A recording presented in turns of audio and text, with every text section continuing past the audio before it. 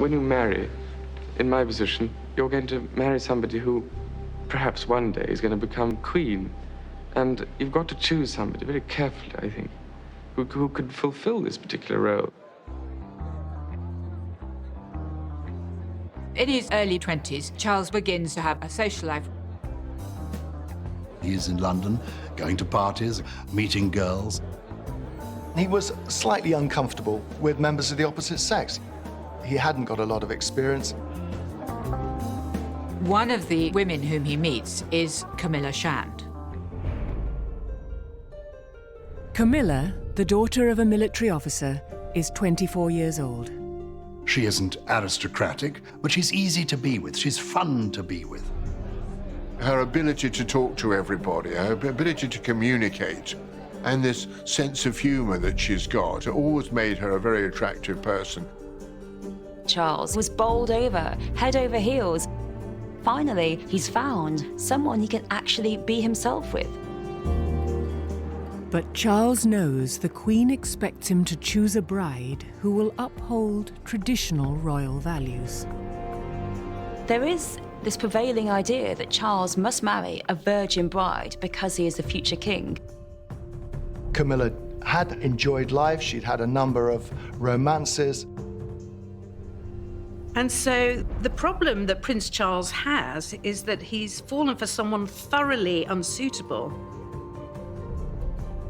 But the more time Charles spends with Camilla, the more he sensed that she could be someone with whom he could spend the rest of his life.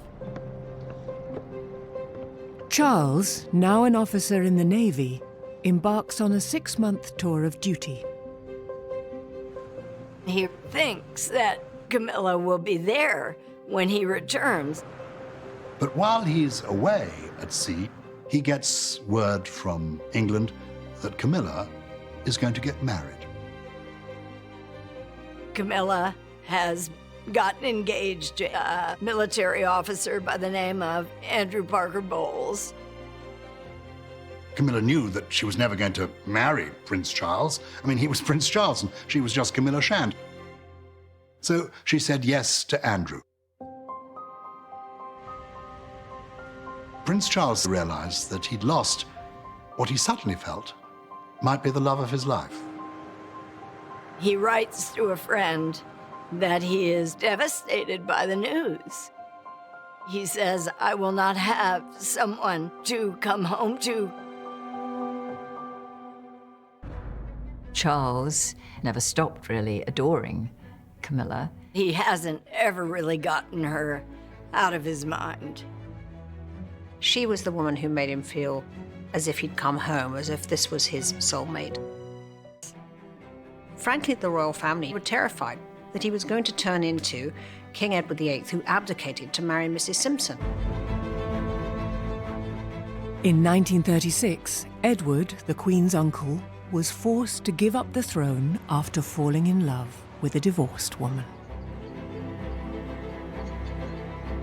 The Queen was 10 years old when this scandal engulfed the monarchy. The whole abdication, the great drama that defined the Queen's reign, she's still living in the shadow of the abdication. Charles is not only devastated, but he's also kind of unmoored. He is now 30 years old. Everybody is pressuring him to marry. Certainly his father felt he must have a wife. She would straighten him out and give him the respectability that a future king should have. Charles's unwillingness to marry was really about his deep emotional relationship with Camilla. He knew she was married and he couldn't possibly marry her, but I think it made him keep not finding, quote, the one. His parents had to get him out of that relationship. So they really began to hunt for a bride. The royal family's plan for Charles is working. She could not have been more perfect on paper.